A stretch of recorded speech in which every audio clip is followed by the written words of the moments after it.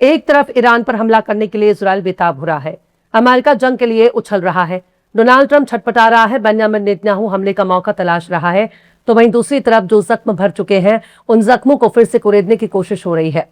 Yemen के हौसी और सऊदी अरब के दरमियान लंबे अरसे से सीज फायर चल रहा है।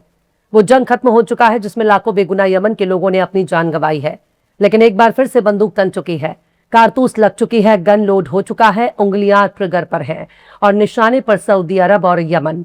सलाम, नमस्ते, सत श्री अकाल। मैं हूं आपके साथ हर्षिता मिश्रा और आप देख रहे हैं टाइम्स मेल। यमन के अंसारुल्लाह ने सऊदी अरब पर इल्जाम लगाया है कि उसके जंगी जहाजों ने यमन के एयर स्पेस में दाखिल होकर ईरानी सिविलियन जहाजों को सना एयरपोर्ट पर उतारने से रोकने की कोशिश की, जिसमें 200 से ज्यादा जख्मी, बीमार और फंसे हुए यमनी शहरी मौजूद थे। यमनी आर्म्ड फोर्सेस के प्रवक्ता ब्रिगेडियर जनरल याह सारी ने सऊदी अरब को धमकी दी है कि अगर फिर से ऐसी हरकत करने की कोशिश की तो हम सऊदी अरब के हवाई अड्डे और उसके अहम ठिकानों को निशाना बनाएंगे। अंसारुल्लाह ने जुमे को अपने बयान में कहा कि सऊदी अरब के फाइटर जेट ने उसके एयर स्पेस में घुसपैठ की कोशिश की, जिसके जवाब में उनके तरफ से सऊदी के फाइटर जेट पर मिसाइल दागी गई।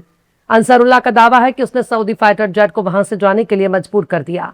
याह सारी ने सऊदी अरब को दोबारा घुसपैठ करने पर खतरनाक नतीजे की धमकी दी है, यानी अगर सऊदी अरब ने फिर से ऐसी हरकत दोहराने की कोशिश की तो सऊदी अरब के हवाई अड्डों पर और दूसरे अहम ठिकानों पर निशाना बनाएगा।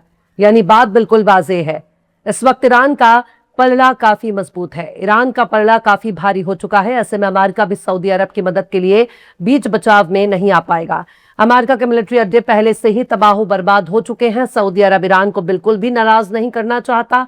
बाकायदा सऊदी अरब ने सैयद अली खामनेई साहब के जनाजे में शामिल होने के लिए अपना डेलीगेशन तेहरान भी भेजा है और सऊदी डेलीगेशन ने सैयद अली खामनेई साहब को ताज़ियत पेश की है, अपनी हमदर्दी का इजहार किया है, जो ये बताने के लिए काफी है कि कड़वाहट थोड़ी कम हो गई है।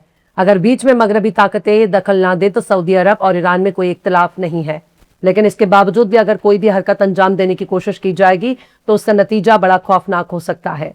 खासकर अंसारुल्लाह जैसी एक बड़ी ताकत को अगर सऊदी अरब ने उकसाने की कोशिश की तो फिर सऊदी अरब के हवाई अड्डे और उसके तेल के खजाने पर यमन के अंसारुल्लाह के मिसाइल और ड्रोन की बमबारी जरूर हो जाएगी, जिसे संभाल पाना सऊदी अरब के लिए काफी मुश्किल हो जाएगा।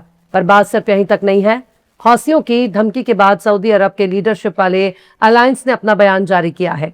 सऊदी अरब ने धमकी दी है कि सऊदी को निशाना बनाने की किसी भी तरह की कोशिश के बदले में जोरदार तरीके से जवाब दिया जाएगा। सऊदी अलायंस ने कहा है कि वो यमन और उसके नागरिकों या उसकी कौमी प्रॉपर्टी को निशाना बनाने या यमन की खूब मुख्तारी को कमजोर करने की किसी भी कोशिश का मुकाबला करेगा। खासकर हौसियों का कोई भी रद्दे अमल के खिलाफ जवाबी कार्रवाई बैनुल अक़वामी कानून के मुताबिक किया जाएगा।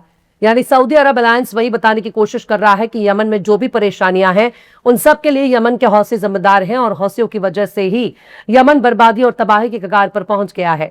दरअसल 2014 में यमन की राजधानी सना पर हौसियों ने कब्जा कर लिया था। हौसियों का ऑफिशियल नाम अंसारुल्लाह है और राजधानी पर कब्जे के बाद सऊदी अरब की क़ियादत में यमन की सरकार ने जंग छेड़ दी और इस जंग में अब तक लाखों यमनी मारे जा चुके हैं।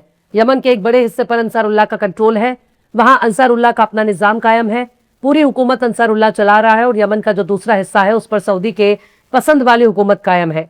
लेकिन इस जंग का दायरा बढ़ भी सकता है। इसे इजराइल के उस बयान से भी जोड़ा जा सकता है जिसके बाद इजराइल ने यमन से हिसाब किताब लेने की धमकी दी थी। यानी गजा और लेबनान के बाद अगला निशाना यमन हो सकता है।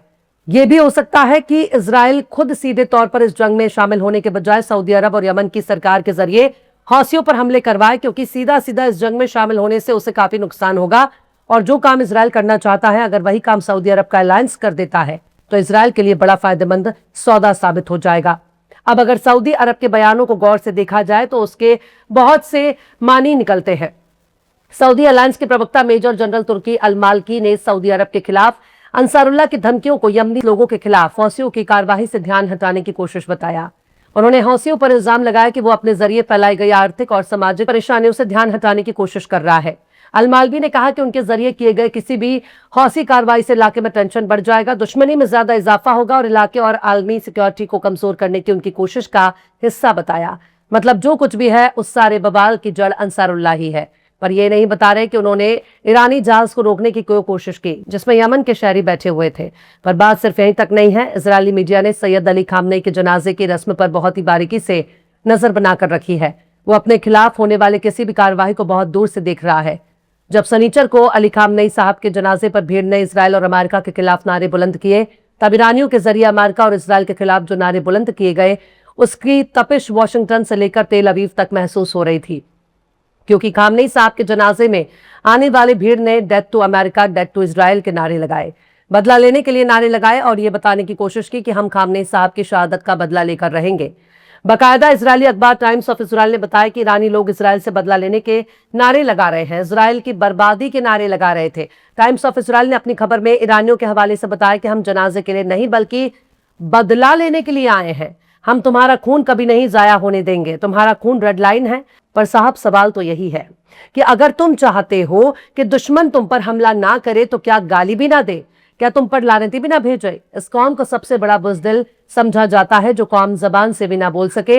ईरान अपनी जबान से अपने गुस्से का इजहार कर रहे हैं तो उसे देखकर इजराइल को तकलीफ नहीं होनी चाहिए, क्योंकि इजराइल ने अमेरिका के साथ मिलकर उनके सुप्रीम लीडर को मारा है, उनके बच्चों को मारा है, उनके बुजुर्गों को मारा है, उनके रिश्तेदारों को मारा है। तो फिर सोचिए इजराइल कौन सी बहादुरी को अंजाम दे रहा है। अमेरिका और इजराइल के खिलाफ मिडिल ईस्ट के बच्चे बच्चे में गुस्सा भरा हुआ है, कोई भी इसे पसंद नहीं करता और अब तो इजराइल से नफरत का सिलसिला काफी दूर तक निकल चुका है। मुस्लिम देशों से बाहर जाकर अब ईसाई देशों में इजराइल के खिलाफ गुस्से और नफरत का सिलसिला शुरू हो गया है। इजराइल को मालूम है कि ईरान के साथ अमन मुआहदा तोड़ने के लिए ईरान पर हमला करना कितना जरूरी है।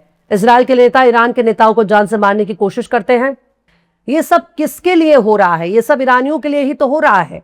जब अमेरिका और इजराइल ईरानियों को मार रहे हैं, उनका कत्ल कर रहे हैं, तो सोचिए भले ही जगबंदी हो, इजराइल और अमेरिका को ईरान ने माफ नहीं किया। लगातार वो गजा पर हमले कर रहा है, लबनान पर हमले कर रहा है, सीरिया के इलाकों में जो भी हमले कर रहा है। तो सोचिए जब हर तरह से इंसानों का कत्ल हो रहा है तो अमेरिका इजराइल को कोई शांति दूत तो कहेगा नहीं। अगर ईरान के लोग अमेरिका और इजराइल के खिलाफ बयानबाजी दे रहे हैं तो इजराइल को चुपचाप खामोशी से रहना चाहिए। गनीमत है कि वो सिर्फ गालियां दे रहा है। गालियों की जगह अगर उन्होंने मिसाइल मारी होती तो अब तक इजराइल खंडर में तब्दील हो चुका होता। वो तो ट्रंप की मेहरबानी है जिसने बीच बचाव किया है, जिसने इजराइल पर ईरान के हमले को रोक दिया, वरना अमेरिका के बगैर इजराइल का कोई वजूद नहीं था।